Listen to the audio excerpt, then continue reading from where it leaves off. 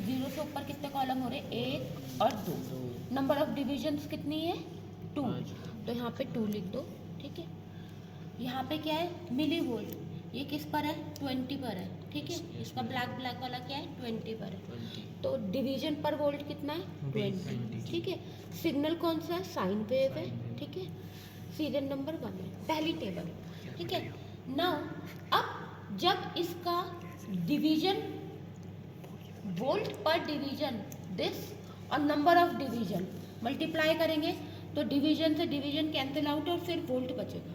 क्या फॉर्मूला बन जाएगा, वोल्ट पर division plus number of division, division से डिवीजन कैंसिल तो वोल्ट बच जाएगा।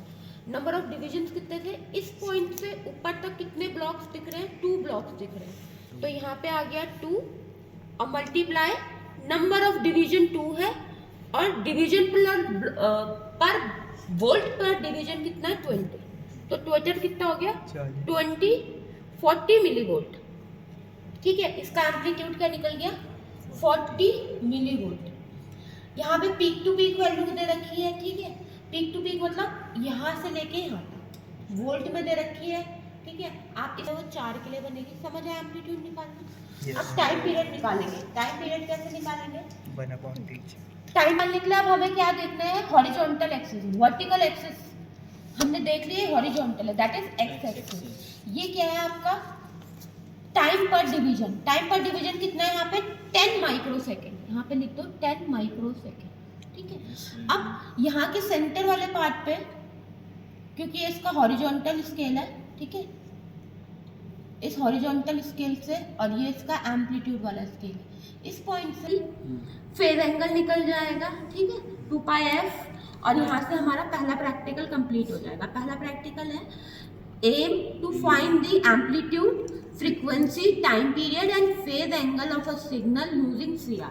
ये CRO है, ये इसका चैनल 1 है, ये चैनल 2 के लिए this is your y axis and this is your x axis, x axis for time and y axis for your amplitude, amplitude मतलब वोल्ट, ठीक है। समझ आ गई कैसे करना है। ऐसे ही आपको सीरियल नंबर 4 तक करना है, sine wave, square wave, triangular wave and ramp wave, ठीक है, समझ रहे। ये CRO है, कैथोड रे ऑसिलोस्कोप। लिखना कैसे है, पहले एम लिखना है, एपरेचर्स रिक्वायर्ड, एक फंक्शन जनरेटर, CRO। फिर थ्योरी में क्या लिखना है, सिग्नल क्या होता है, सिग्नल की proper definition, frequency, amplitude, time period, phase angle. फिर CRO के बारे में एक्सप्लेन करना है, उसका ब्लॉक डायग्राम, उसकी फिगर, CRO के बारे में एक्सप्लेन करोगे। फिर फंक्शन जनरेटर, उसके बारे में एक्सप्लेन करोगे। फिर ऑब्जर्वेशन टेबल आएगी जो मैंने ये बनाई है वाइट वाले पेज में, साथ में हर सिग्नल की अलग अलग वैल्यू कैलकुलेट होगी, उन टेबल में एंट्री होगी, ठीक है।